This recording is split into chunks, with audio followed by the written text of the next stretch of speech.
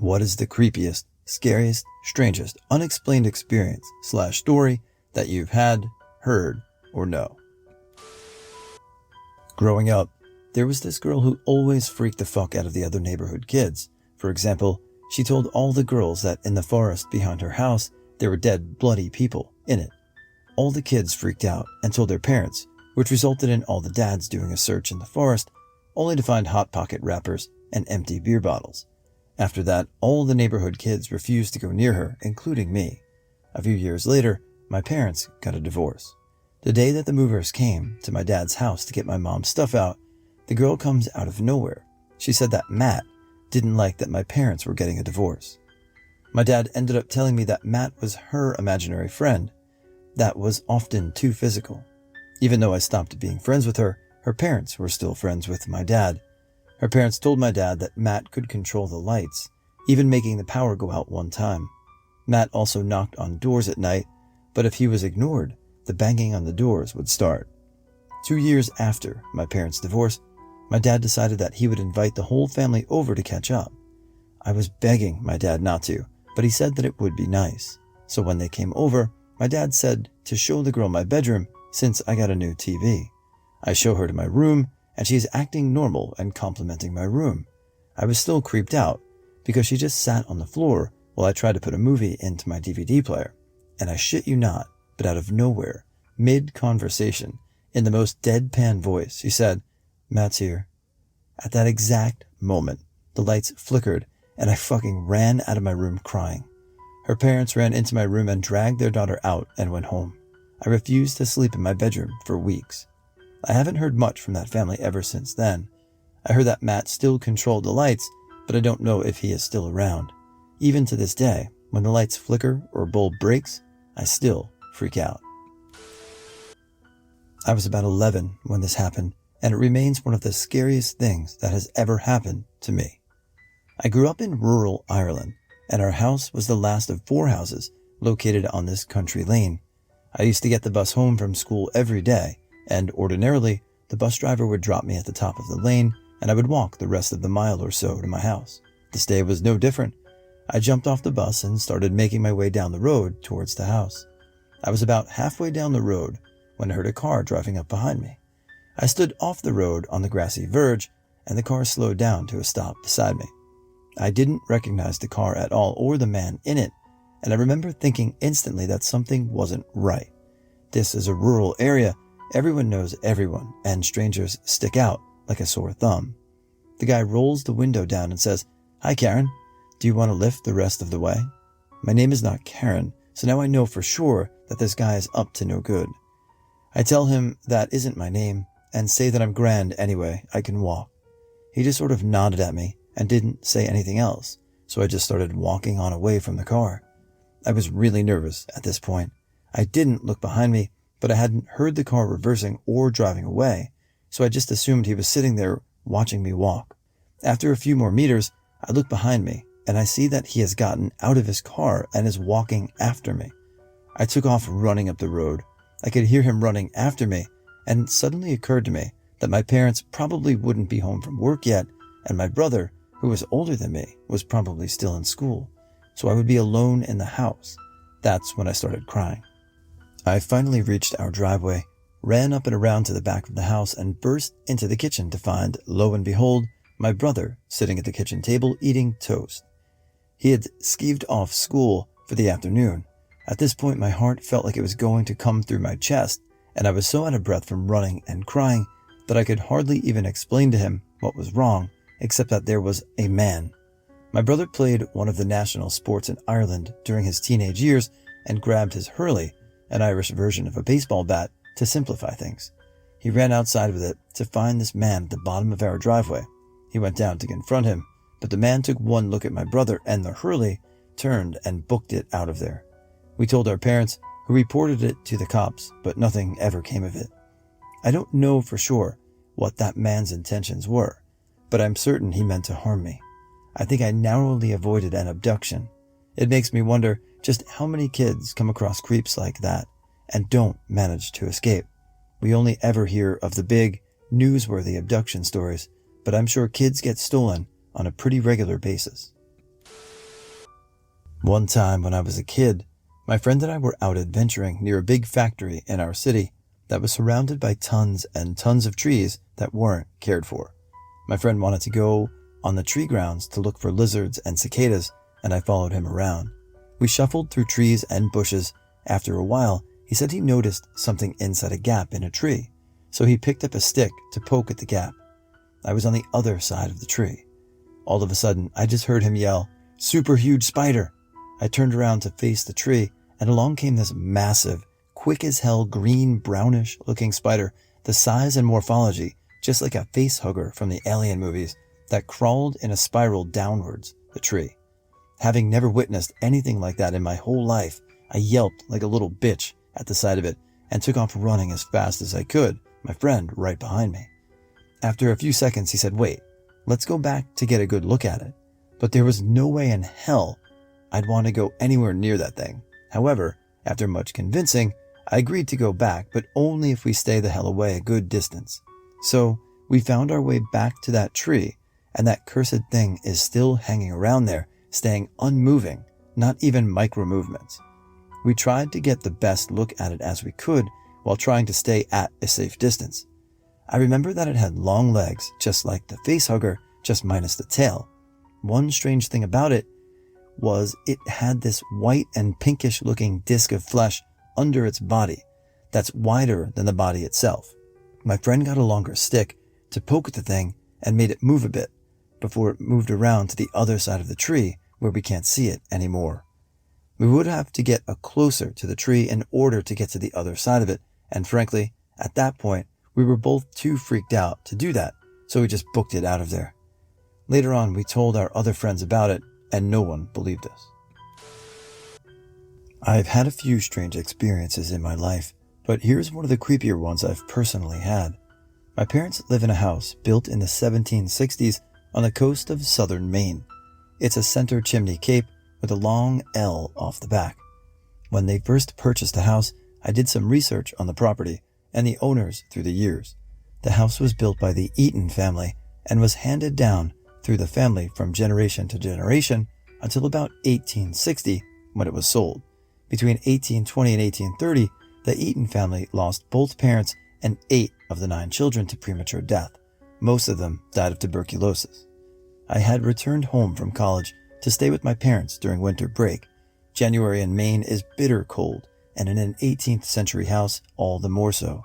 My little sister, who was about 15 at the time, and I were sharing a bed, partially for warmth, partially because I'm a sissy, and the damn old place has always creeped me out a bit. The bed was in a downstairs front room of the house. The only other person in the house at the time was my younger brother, who was in the back L, far across the house from us. I woke up at around 8 a.m., rather abruptly, because I could hear intensely labored breathing coming from my sister. At first, I thought she must have come down with a terrible cold and was really congested. I lay there for a couple minutes and then finally rolled over to check on her because it sounded awful, like an asthma attack or a death rattle. When I rolled over, I immediately saw she was on her side facing me, wide-eyed. She whispered, "That's not you?" The noise continued and it was loud. There was nothing subtle about it, and it was coming from the bed, directly between us. We jumped out of bed, checked under the bed, checked the entire room, and while the breathing continued. Finally, at a loss, we just stood on either side of the bed facing each other and listened in disbelief. It stopped abruptly. I have no explanation for that. My parents have owned the house for almost 10 years since then, and a variety of odd things have happened, though no one else has ever heard the labored breathing, which I rather think is just what it would sound like if, say, a person were dying of tuberculosis. Let me know if you guys would like to hear a few more stories about the house. I've got a bunch. It was the early 90s. 2 of my buddies and I were hanging out in our church parking lot late after church was over one night. It was pitch black, save for the single street lamp in the middle of the parking lot. We were sitting in the back of Don's truck near the light. To my right was the external building that housed the kitchen. The church building, also to my right, but a little bit behind me, is attached to the kitchen by an open foyer. Behind both buildings is the multi-acre graveyard with oldest graves over a century old. Beyond the graveyard is pastureland and woods.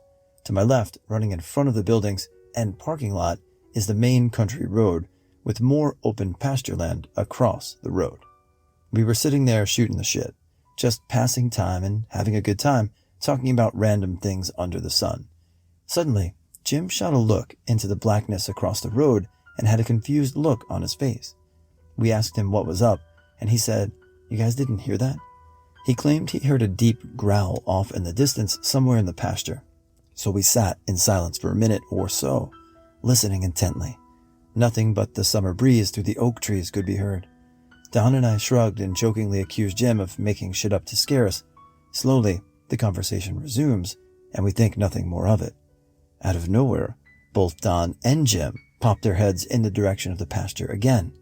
Don asked, "Is that what you heard?" Jim said yes. I heard nothing and figured they must have gotten together when I wasn't paying attention. They described it as a deep growl with almost a bit of laughter. I just laughed it off myself, telling them to quit messing around. They both looked at each other, though, with a bit of scared look. Why we didn't leave at this point, I don't know. But young, stupid males ain't too bright. Again, we listened for a while, but heard nothing more than a cow mooing in the distance. Again, we go back to talking, but Don and Jim both keep bringing it up with each other, saying maybe it was a coyote or a cow or something. I thought the joke was getting old, so I kept trying to steer the conversation away to other more important things, like video games and women. But then we heard it. We all heard it. This deep, guttural, hellish growling laugh echoed from the graveyard through the foyer between the kitchen and church. Recalling the sound now brings the hair on the back of my neck to attention. We all froze in fear for a few seconds, and without a word, we all jumped out of the truck, ran to our respective vehicles, and hightailed it out of there. I have no idea what it was. Someone playing a prank? Possibly. Most likely. A sick coyote with a deep damn voice?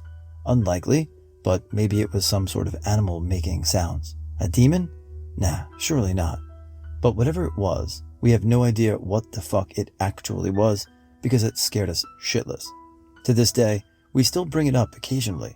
We call it the laughing growling thing because of how it sounded. Curiosity makes me wonder if we would have found out what it was if we had stayed. The deep recesses of my mind tell me I don't want to know. So my granddad and his family grew up in rural southern Ireland, so there's fields, moors, and rivers galore, and family all lived pretty near each other. There was an old tale that existed in the area that went something along the lines of, if you hear music coming from seemingly nowhere, leave. Someone is in danger. So my granddad and his brother Nicky were out on the moors, when all of a sudden they both hear music and they do not know where it is coming from. Naturally, following the tale, they left and returned home. When they got back though, they found that their cousin, I think, was missing. Several days had passed and there had been no trace of her. It was like she vanished. But one night, in a storm, she was suddenly at the door, soaking wet but seemingly unharmed. When people asked her where she was, she would only ever reply, "I was listening to the music." This is all she would respond with when asked about the whole situation, even up until the day she died. My granddad unfortunately passed away in December of 2013 to cancer, but his brother Nicky is still around, still living in Ireland, and he swears it to be true. You hear all the time about my cousin's aunt's brother who is twice removed having something happen to them, but something about having it happen to someone very close to you and then other people backing it up seems to really hit home. I grew up on the west coast of Ireland in County Galway. One night, when I was around 16 years of age, I woke up in the middle of a fucking gale, with rain pelting the windows and wind whistling through the cracks. Now on this night, there was only myself and the mother and the sisters inside the house, as the father was away minding the cattle due to it being calving season. Normally, I'd be helping him out, pulling calves out of cows' vaginas and the like, but not so on this night. We had these spotlights to illuminate the outside of the house, and one of these spotlights shone directly up into my window, and even with the curtains closed, it would lighten up the room. The shadows of the branches and long blades of grass would project onto the ceiling, and the gale being what it was, caused a frantic wildness to characterize this night's shadow play. I watched the shadows on the ceiling and listened to the wind roar outside for a short while, In fairness, though, I was busting for a piss, so I sat up to take off my blanket and looked over at the door. Well, fuck. My view of the door was such that I couldn't, from my bed, see into the hallway unless the door was wholly ajar. The door was only slightly cracked, but it was open enough to allow the width of a human arm, and there extending into the room was just that. The arm was pale white, and judging by the shape of the hand on the end of it, appeared to be female. It had a classic shroud-like sleeve ending a few inches before the wrist. It waved palm side down for about 5 seconds, and then retracted. Now the gale and the lights and shadows and all that was bearable. Even the arm and hand would have been grand enough. I could have pegged it down to sleep paralysis crake. But Jesus Christ, the way that arm retracted back into the hallway, and the way the door handle moved downward as the arm retracted, and the way the fucking door slammed after it, I couldn't fucking breathe. The way the door closed made me sweat like a blind lesbian in a fish market. I began to roar and shout, and managed to get me beside lamp on and covers off, and began running around the room, opening the door of the hallway into nothingness, not a soul awake in the fucking house besides myself and the ghost. I ran at 16 years of age into the mother's room, roaring me arse off about ghosts, and she woke up and blearily told me to shut the fuck up or you'll wake your sisters. Well, I calmed the fuck down and slept on the floor in my mother's room that night. Now that house had been built by my parents. No one had died in it. Nothing else even slightly paranormal happened in that house before or since. A few weeks later, though, I was talking to the neighbor, an old alcoholic bachelor who lived in the area his entire life. I told him about the ghost, and his wiry smile got wider, and he laughed. Well, sure isn't that a bit of land your folks built that house on called Knocknassee by the old people of the village? And sure in Irish, doesn't that mean Hill of the Fairies? My friend's father passed away unexpectedly. The night before the burial, his family wondered if they should hire a locksmith to open the safe in his closet, as they knew he had some personal effects that he might want to be buried with. They ultimately decided not to. The next morning, when they got to the funeral home, the mortician commented that something tripped the alarm the night before, but there was no signs of entry or any people around. When they went into the parlor to see him, both my friend and his mom immediately saw a red leather portfolio tucked in the arms of the deceased. They knew that was where he kept his special items, family pictures, love letters she had sent him when he was in Vietnam, baby pictures, etc.